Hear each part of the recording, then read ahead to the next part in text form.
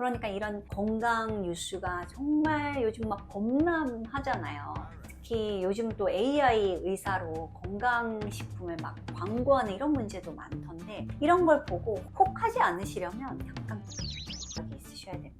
안녕하세요, 긍정닥터입니다. 여러분 최근에 이런 뉴스 보신 분들 계신가요? 산책으로는 어림없다. 숨이 차도록 50분씩 걸어야 치매 단백질이 줄어든다. 꽤 혹할 만한 내용이죠. 그래서 제가 또 논문을 찾아봤습니다. 그런데 좀 다른 결과들이 들어있더라고요. 그래서 제가 오늘은 그 내용을 제대로 풀어드릴게요. 그리고 이런 뉴스를 들으면 극단적인 반응 두 가지가 있는데, 한 분은 이 이야기를 듣고 더 극단적으로 많이 운동하는 분과 아예 포기해버리는 분들이 계시는데, 이 두 가지 다 하지 않아야 돼서 이거를 좀 균형감을 가져가셨으면 좋겠어서 한번 종합적으로 다뤄드리려고 합니다. 뉴스가 전한 이야기 먼저 살펴보겠습니다. 뉴스에서는요, 서울대병원과 한림대 연구팀이 치매가 없는 분들 151명을 4년 동안 추적 관찰했다고 합니다. 그러니까 추적 관찰한 거예요. 그분들이 사는 과정을. 그 결과 고강도 장시간 걷기 운동을 한 그룹이 뇌 속의 베타 아밀로이드, 보통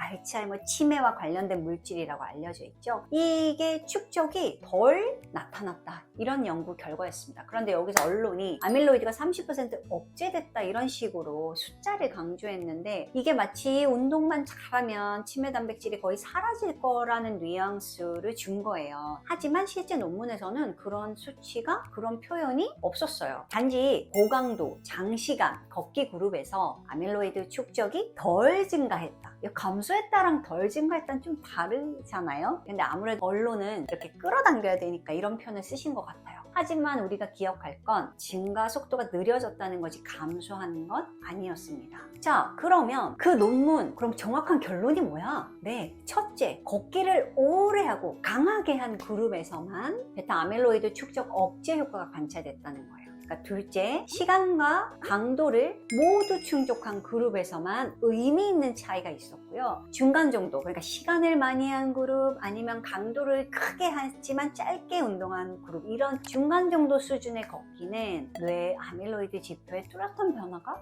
없었대요. 셋째, 걷기를요, 중년부터 시작했던 분들이 늦게 시작한 사람들보다 효과가 더 컸답니다.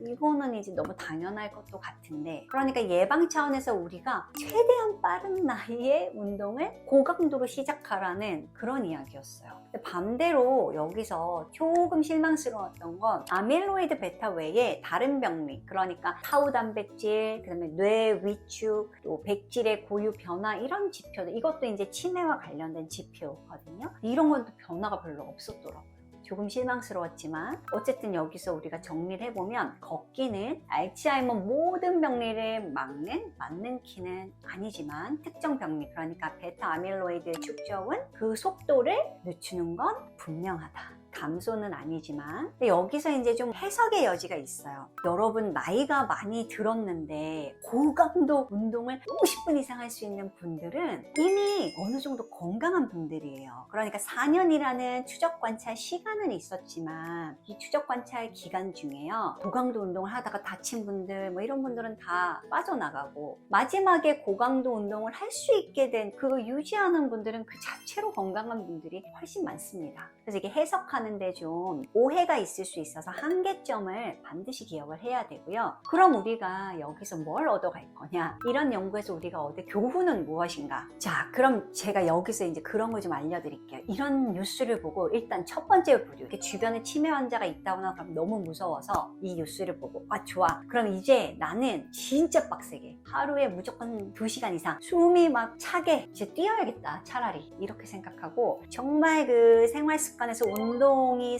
차지하는 비중을 엄청 높여버립니다. 그런데 내 건강 상태를 돌보지 않은 상태로 무작정 하시는 건 제가 언제나 환자들을 보면서 느끼는 건데요, 이건 운동이 아니라 노동이에요. 그렇게 하다가 관절이나 발바닥이 아프시면 그 다음에 아예 운동량을 가져갈 수가 없습니다. 그러니까 너무 무리해서 하시면 족저근막염도 생기고 무릎도 통증이 생기고, 또 그리고 나서 다른 일상에 영향을 주기 때문에 균형이 매우 중요합니다. 더군다나 어르신 중에 이런 경험 있는지 모르겠네요. 진짜 힘들게 운동한 밤에 으슬으슬해요. 오한도 생기고 약간 감기 초기처럼. 면역력이 운동한 직후에는 좀 떨어지거든요. 왜냐하면 근육 입장에서 염증 반응이 일어나기 때문에요. 이거를 견디고 나면 근육도 좋아지고 몸도 좋아지는 겁니다. 근데 이 견딜 수 있는 힘이 없으신 상태면 골병이 들어요. 그래서 이거를 꼭 기억하시고, 이 시기를 견디는 힘은 무엇이죠? 바로 잘 챙겨 먹는 겁니다. 그러니까 만약에 65세 이상이신 분들은 운동을 하고 나면 1시간 이내에 충분한 단백질을 드셔야 돼요. 젊은 분들은 그렇지 않아도 되지만 내가 60세 이상이다? 아니면 여자분들 중에는 50세 이상부터 벌써 그런 증상이 있는 분들 계시는데 잘 챙겨 드셔야 됩니다. 이게 결국 균형이 중요하다는 거를 꼭 기억하시면 좋겠고, 반대 부류가 또 있어요.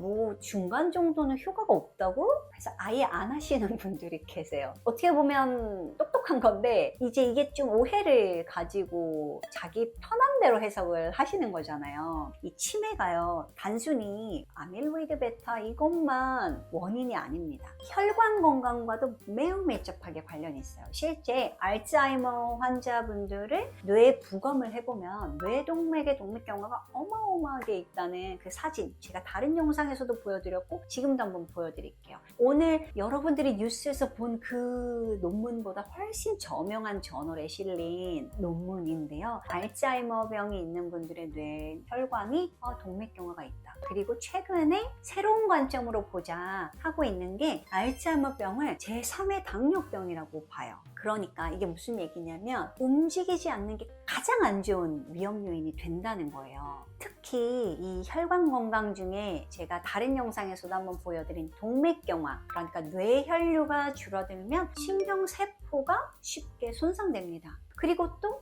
아밀로이드가 뇌 밖으로 배출되는 통로도 이 혈관 통해서 이루어지는데 이 청소 능력도 떨어지는 거죠. 그러니까 중간 강도 걷기라도 꾸준히 하시는 게 혈압을 낮추고 혈당을 안정화시키고, 이게 결국 동맥경화를 늦추는 큰 역할을 할 수 있습니다. 그러니까요, 아예 안 하는 것보다 적당히 하더라도, 아니면 정말 조금 하더라도 꾸준히 하는 게 가장 안전하고 효과적입니다. 그럼 여기서 이제 제가 아까 잠깐 말씀드린 제3의 당뇨병이라고 별명이 붙여질 정도의 이 알츠하이머병에 대해서 우리가 새롭게 알게 된 건, 뇌세포가 인슐린 저항을 일으키면 포도당을 잘 못 쓰고 신경세포가 에너지 부족 상태로 빠진다는 걸 알게 됐어요. 그러니까 이게 뇌의 인슐린 저항성이라고 하는 거죠. 혈당이 자주 출렁거리는 분들, 만성적으로 높게 유지되는 분들, 이런 분들은 아밀로이드 축적이 더 빨라지고 동맥경화가 더 빨라지고 산화 스트레스와 염증 반응이 겹치게 됩니다. 그러니까요,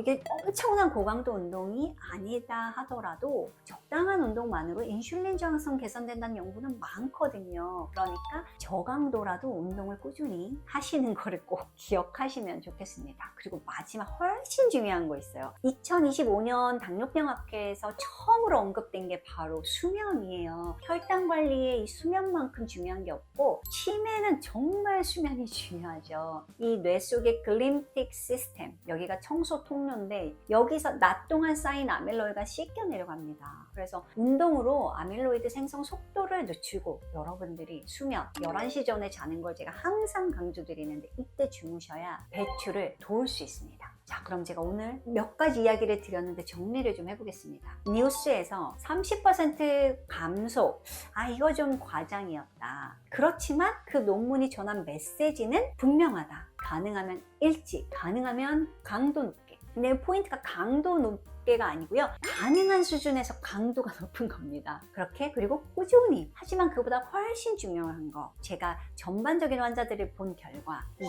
균형을 잃으면 죽도 밥도 안 돼요. 그래서 운동 하나에 집착하지 않으시고 영양, 휴식, 혈당, 수면까지 챙겨야 몸뿐만 아니라 뇌 건강까지 지킬 수 있다는 겁니다. 그러니까 우리가 기억할 건, 어느 하나를 매우 열심히 하는 것보다 균형을 꼭 잊지 않으셔야 된다. 그리고 어떤 건강 메시지에 너무 일희일비 하시거나 그거를 막 바로 또 적용해서 아주 과하게 하시거나, 중요한 건 극단이 아닌 균형입니다. 그러니까 이런 건강 뉴스가 정말 요즘 막 범람하잖아요. 특히 요즘 또 AI 의사로 건강식품을 막 광고하는 이런 문제도 많던데, 이런 걸 보고 혹하지 않으시려면 약간 균형 감각이 있으셔야 됩니다. 그래서 이걸 꼭 기억하시고 오늘도 긍정적이고 즐거운 하루 되시길 바랄게요. 감사합니다.